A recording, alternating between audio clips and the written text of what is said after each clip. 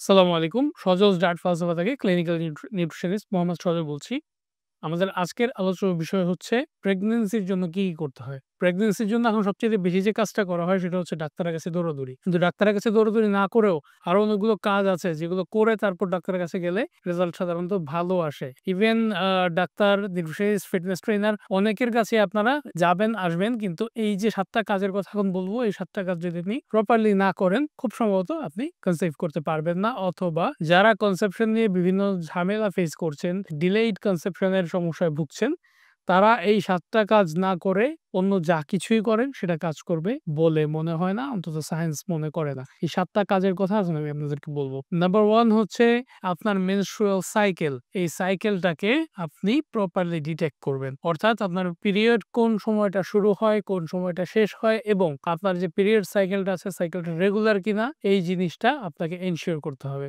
Generally healthy menstrual সাইকেলের দৈর্ঘ্য হচ্ছে ২২ থেকে ৩৫ দিন। এর চেয়ে যদি কম থাকে বা বেশি থাকে সম্ভাবনা খুবই বেশি যে সেটা হেলথি না। বেশিরভাগ মায়েরা যারা কনসিভ করেন, কনসিভ করার সময় বা তার আগে পরে সাধারণত তাদের মেনস্ট্রুয়াল সাইকেল ২৫ দিন থেকে ৩১ দিনের মধ্যে ফিক্স থাকে। অর্থাৎ আপনার মেনস্ট্রুয়াল সাইকেল যদি ২৫ থেকে ৩১ দিনের মধ্যে থাকে সম্ভাবনা খুবই বেশি যে আপনি কনসিভ করতে যাচ্ছেন। যদি না আপনার অন্য কোনো অসুস্থতা থেকে থাকে। যদি আপনি কনসিভ করতে চান প্রথমেই যে কাজটা করবেন সেটা হচ্ছে আপনার মেনস্ট্রুয়াল সাইকেলকে মার্ক করা। কেন মার্ক করবেন? তাহলে এসে যায় ২ নম্বর কাজটা। সেটা হচ্ছে আপনার ওভুলেশন পিরিয়ড। ওভুলেশন পিরিয়ড আপনি প্রপারলি মার্ক করে সেই সময়টাতে আপনি রেগুলার ইন্টিমেসি তে কন্টিনিউ করছেন কিনা।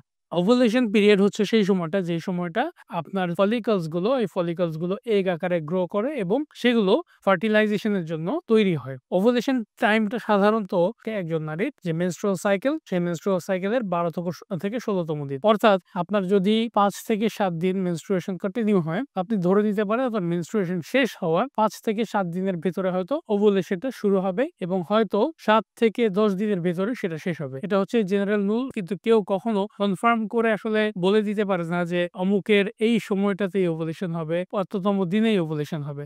এটা ফ্লাকচুয়েট করে, আপনার জন্যও করবে, অন্য অনেকের জন্য করবে এবং একেকজনের একেক লেংথে হবে। এইজন্য ওভুলেশনের পারফেক্ট টাইম যদি আমরা বলতে যাই, আমরা কোনো সুনির্দিষ্ট দিন বলতে পারি না।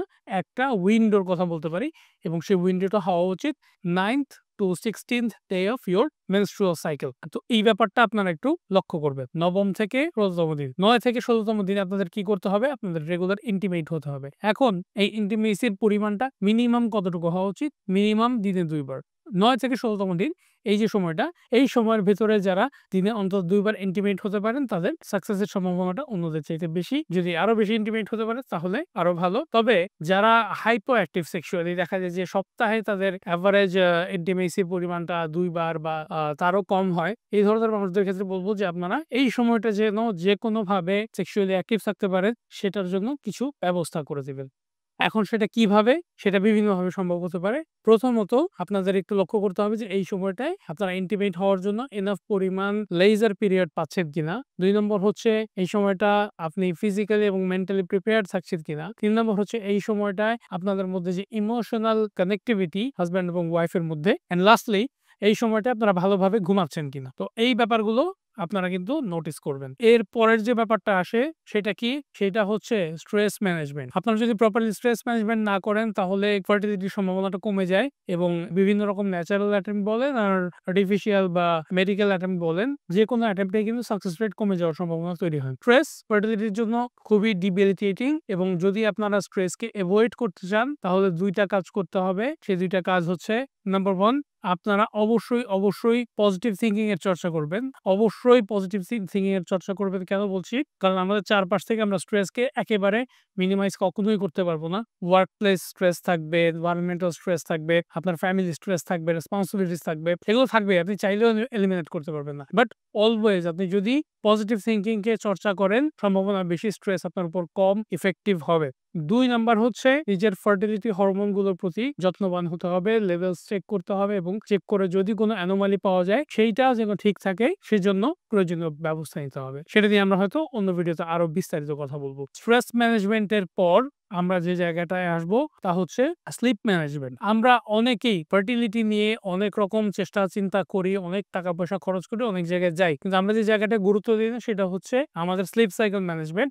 আপনি যদি পিক ফার্টিলিটিতে থাকতে চান, আপনি যদি কুইকলি কনসিভ করতে চান, আপনার অবশ্যই নিজের স্লিপ সাইকেল আগে ঠিক করে দিতে হবে। স্লিপ সাইকেল ঠিক করা ছাড়া আপনি যাই করেন না কেন আপনার ফলাফলের হার কিন্তু কম হবে। স্লিপ সাইকেলটা কিভাবে ঠিক করবেন সেটা নিয়ে আমরা ইনশাআল্লাহ অন্য ভিডিওতে আরো কথা বলবো। কিন্তু স্লিপ সাইকেলটা কখন থেকে কখন হওয়া উচিত সেটা সম্পর্কে আমি একটা ধারণা দেই। আমাদের চেষ্টা করতে হবে রাত ৯টা থেকে রাত ২টা এই যে সময়টা, এই সময়ে ৫ ঘন্টা সময় আমরা দেখতে পাই। ৫ ঘন্টার মধ্যে আমরা যেন অন্তত ৩টা ঘন্টা ঘুমাই। এই ৫ ঘন্টার মধ্যে ৩ ঘন্টা এটা হচ্ছে ইনভ্যালুয়েবল। কেন? এই সময়টা আমাদের ডেল্টা স্লিপ হিট করে। এই ডেল্টা ওয়েভকে আমাদের ব্রেইন যদি পিক করতে চায় এই সময়টা অন্তত ৩ ঘন্টা ঘুমানো দরকার। এবং এই ঘুম আমাদের সমস্ত হরমোন, সমস্ত এনজাইমেটিক অ্যাক্টিভিটি, সমস্ত গাট মাইক্রোবায়াল অ্যাক্টিভিটি, এই সমস্ত অ্যাক্টিভিটির উপর কিন্তু সরাসরি প্রভাব ফেলে। সো আমাদেরকে এই সময়ের ঘুমটার জন্য ম্যাক্সিমাম সিরিয়াসনেস রাখতে হবে। এখন ঘুম হচ্ছে না সেইটাকে আবার আরেকটা স্ট্রেসে আমরা পরিণত না করি। আমার অনেক পেশেন্টদের মধ্যে ওভার থিংকিং টেন্ডেন্সি আছে। যদি দেখেন এই সময় ঘুমাতে পারছেন না, ঘুমকে কিভাবে ফিক্স করা যায় সেটার জন্য আলাদা ভিডিও হবে, ভিডিওটা দেখে নেবেন কাইন্ডলি। আমরা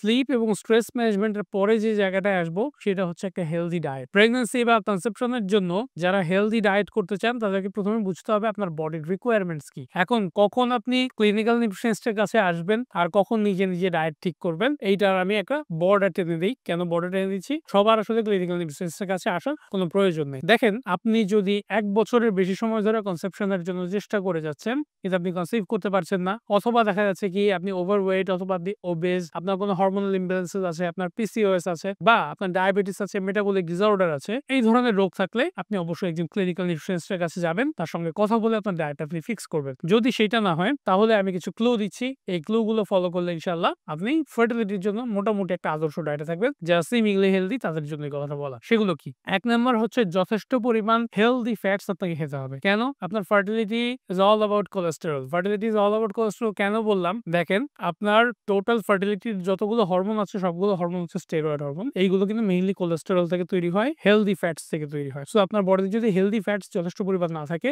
সম্ভাবনা আছে যে এই হরমোনগুলো আপনার শরীরে কম তৈরি হবে এবং কম তৈরি হলে স্বাভাবিকভাবেই আপনার ফার্টিলিটি ডিক্রিজ করার সম্ভাবনা বেশি। দ্বিতীয়ত হচ্ছে আমাদের ডিএনএ, আরএনএ লেভেলে কিন্তু যে রিপেয়ারমেন্ট গুলো হয় এই রিপেয়ারমেন্ট গুলো কিন্তু কন্ট্রোল করে আমাদের ভিটামিনস এন্ড মিনারেলস, এবং ভিটামিনস এর একটা লার্জ পোরশন কিন্তু আসে সরাসরি ফ্যাট থেকে, যেগুলো ফ্যাট সলিউবল ভিটামিন, এবং পার্টিকুলারলি ফ্যাট সলিউবল ভিটামিন গুলো কিন্তু ফার্টিলিটির জন্য অপেক্ষাকৃত বেশি গুরুত্বপূর্ণ। তো আপনি যদি প্রপারলি ফ্যাট ইনটেক না করেন সম্ভাবনা খুবই বেশি যে আপনার ফার্টিলিটি এফেক্টেড হবে। এন্ড হিস্টোরিক্যালি হিউম্যান স্পিসিস অর্থাৎ একটা প্রজাতি হিসেবে মানুষ সেই সময়টাতেই বেশি কনসিভ করেছে, বছরের সেই সময়টাতে যে সময়টাতে তারা যথেষ্ট পরিমাণ গুড ফ্যাট খেতে পেরেছে। এটা হচ্ছে হিস্ট্রি অফ নিউট্রিশনে এটা একটা কমন মার্কার। দেখবেন যে ইউরোপের দিকে ম্যাক্সিমাম যে কনসেপশনের হিস্ট্রি গুলা দেখবেন যেগুলো সামারে বা স্প্রিং এর শেষ দিকে বেশি হয় বা অটামের শুরুর দিকে বেশি হয়, উইন্টার অপেক্ষাকৃত কম হয়। কেন? ওই সময়ে ওই জায়গাতে বেশি ডায়েটারি ফ্যাটস অ্যাভেলেবল থাকে জেনারেলি অ্যাবান্ডেন্স এর টাইমে। সো আপনাকে অবশ্যই হেলদি ফ্যাটস এনশিওর করতে হবে। ২ নম্বর যে ব্যাপারটা সেটা হচ্ছে আপনাকে যথেষ্ট পরিমাণ কার্বোহাইড্রেট নিতে হবে। আপনার যদি কার্বোহাইড্রেটের রিকোয়ারমেন্ট থাকে এরকম যে আপনার দিনে 10% বা 20% কার্বোহাইড্রেট নিতে হবে, আপনি যদি ওভারওয়েট হন সেক্ষেত্রে আপনার কার্বোহাইড্রেট ইনটেকের পার্সেন্টেজ হয়তো 30% এর নিচে হবে, ওইটাই আপনার জন্য যথেষ্ট। কিন্তু আপনি যদি আন্ডারওয়েট হন আপনার কার্বোহাইড্রেট ইনটেকের পার্সেন্টেজ হয়তো 50+, 60, ইভেন 70% পর্যন্ত হতে পারে। ইভেন যাদের বডি মাস ইন্ডেক্স স্বাভাবিকের চেয়ে, বিএমআই স্বাভাবিকের চেয়ে কম, তাদের ক্ষেত্রে কার্বোহাইড্রেটের পরিমাণ থাকবে বেশি। যাদের বডি মাস ইন্ডেক্স স্বাভাবিকের চেয়ে বেশি তাদের ক্ষেত্রে কার্বোহাইড্রেটের পরিমাণ থাকবে ডায়েটে কম। এবং এই কার্বোহাইড্রেট গুলো হওয়া উচিত যথাসম্ভব natural carbohydrate, not refined like সাদা চাল, সাদা আটা, এইগুলো না। নেক্সট আসছে প্রোটিন ইনটেক। প্রোটিন ইনটেকের ক্ষেত্রে কোয়ালিটি অফ প্রোটিন খুবই গুরুত্বপূর্ণ। আপনি দিনে 15 থেকে 25% প্রোটিন ফার্টিলিটি পারপাসে ইনটেক করতে পারেন, কোনো সমস্যা নাই। যদি আপনার কিডনি ডিজিজ বা এই রিলেটেড অন্য কোনো ডিসঅর্ডার থাকে তো এই 15 থেকে 25% এর মধ্যে আমাদেরকে এনশিওর করতে হবে যতগুলো ইসেনশিয়াল অ্যামাইনো অ্যাসিড আছে। আমরা জানি আমাদের ডায়েটকে প্রপারলি এনরিচ করার জন্য 10 ধরনের ইসেনশিয়াল অ্যামাইনো অ্যাসিড আমাদের ফুড থেকে ইনটেক করতে হয়। এই যে 10 ধরনের অ্যামাইনো অ্যাসিড এটা যদি আমরা প্রপারলি পাই আমাদের প্রোটিন পুল থেকে তাহলে ইনশাআল্লাহ আমাদের প্রোটিনের রিকোয়ারমেন্টটা ফুলফিল হয়ে যাবে। সেক্ষেত্রে আমরা কিভাবে খেতে পারি? মনে রাখবেন যে দিনে 2 থেকে 3 টা ডিম অন্তত, দিনে অন্তত 6 থেকে 8 টুকরা পরিমাণ মাছ বা মাংস। এইটা যারা ফার্টিলিটির জন্য ডায়েট করতে চান বা হেলথি ডায়েটে থাকতে চান তাদের জন্য গুরুত্বপূর্ণ। সো এই 3 টা কম্পোনেন্ট যদি আমরা এনশিওর করতে পারি, fat, carbohydrate and protein enough অ্যামাউন্টে, তাহলে আমরা আশা করতে পারছি যে আমরা ফার্টিলিটির জন্য অপটিমাম যে ডায়েট সেটার কাছাকাছি থাকবো। আর যাদের ক্লিনিক্যাল ইস্যুস আছে তারা অবশ্যই নিউট্রিশনিস্টের সঙ্গে কথা বলে তারপর নিজে ডায়েট ফিক্স করবেন। লাস্ট যে পয়েন্টটা সেটা হচ্ছে এক্সারসাইজেস।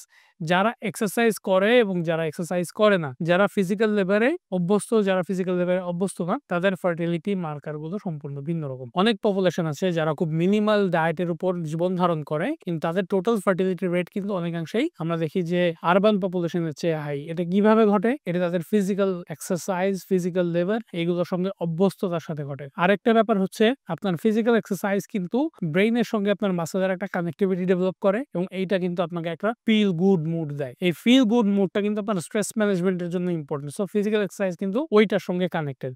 আপনি যদি অপটিমাম হরমোনাল হেলথ চান, আপনি যদি প্রপার স্ট্রেস ম্যানেজমেন্ট চান, প্রপার স্লিপ চান, আপনার কিন্তু এক্সারসাইজ করতেই হবে। সো 7 নম্বর এবং one of the most important কাজ হচ্ছে আপনার এক্সারসাইজ। আপনি এক্সারসাইজ এনশিওর করেন। এখন কারা কোন ধরনের এক্সারসাইজ করবেন? যারা ওভারওয়েট তাদের জন্য কার্ডিও হবে বেশি, ওয়েট ট্রেনিং বা রেজিস্ট্যান্ট ট্রেনিং সেটা হবে মডারেট। ধীরে ধীরে যখন আপনি অপটিমাম বডি মাস ইন্ডেক্সে পৌঁছাবেন তখন কার্ডিও এবং স্ট্রেংথ ট্রেনিং দুইটা একটা ব্যালেন্সে চলে আসবে। আর যারা আন্ডারওয়েট আছেন তাদেরকে বলবো আপনারা কার্ডিও একটু কম করবেন, আপনারা স্ট্রেংথ ট্রেনিং এ বেশি ফোকাস করবেন। যদিও নিজের সাধ্যের বাইরে স্ট্রেংথ ট্রেনিং এ যাওয়া যাবে না। কেন যাওয়া যাবে না সেটা নিয়ে হয়তো অন্য কোনো সময় কথা বলবো। তো যারা ফার্টিলিটি নিয়ে কাজ করছেন বা যারা কনসেপ্ট করতে চান কিন্তু কনসেপশনে হয়তো দেরি হচ্ছে, তারা অন্য কোনো কাজের আগে এই 7টা কাজ ঠিকভাবে করেন। আশা করা যাচ্ছে আপনার রেজাল্টটা দ্রুততম সময়ে পাওয়া যাবে ইনশাআল্লাহ। ধন্যবাদ। আসসালামু আলাইকুম।